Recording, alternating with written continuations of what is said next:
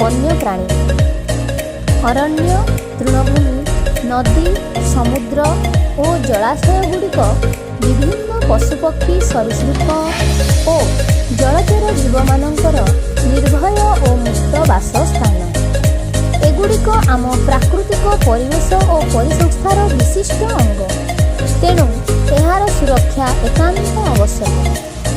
ଭାରତର ବିଭିନ୍ନ ଅଞ୍ଚଳରେ ପ୍ରାକୃତିକ ପରିବେଶ ମୁଖ୍ୟତଃ ଭୌଗୋଳିକ ସ୍ଥିତି, ଭୂ ଉଚ୍ଚାବାଚ, ଜଳବାୟୁ ଓ ଉଦ୍ଭିଦମଣ୍ଡଳର ବିବିଧତା ହେତୁ ବିଭିନ୍ନ ପ୍ରକାରର ବନ୍ୟପ୍ରାଣୀ ଦେଖାଯାଆନ୍ତି।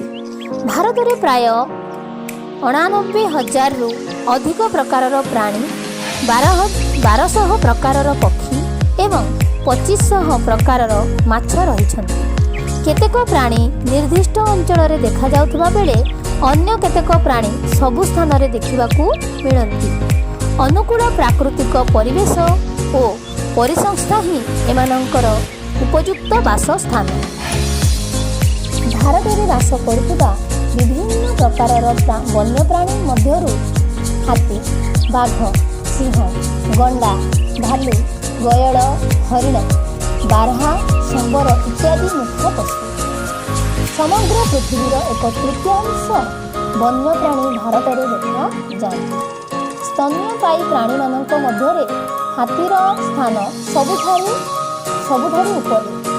ହାତୀ ସାଧାରଣତଃ ଆସାମ, କେରଳ, କର୍ଣ୍ଣାଟକ, ଓଡ଼ିଶା, ଆନ୍ଧ୍ର, ଝାଡ଼ଖଣ୍ଡ ପ୍ରଭୃତି ରାଜ୍ୟର ଅରଣ୍ୟଗୁଡ଼ିକରେ ବାସ କରନ୍ତି। ଜଳହସ୍ତୀ ଆସାମ ଓ ପଶ୍ଚିମବଙ୍ଗର ସନ୍ତସନ୍ତିଆ ଜଙ୍ଗଲରେ ଅଧିକ ସଂଖ୍ୟାରେ ବାସ କରନ୍ତି।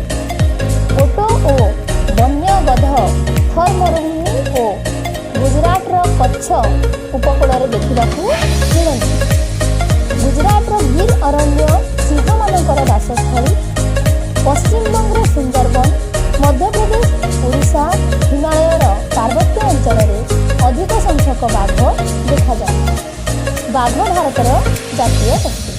ଏହା ବ୍ୟତୀତ ତେନ୍ଦୁଆ, କଲରାପତରିଆ ବାଘ, ଚିତାବାଘ, ବଣ ମହିଷ, ମାଙ୍କଡ଼ ଇତ୍ୟାଦି ଦେଖାଯାଆନ୍ତି।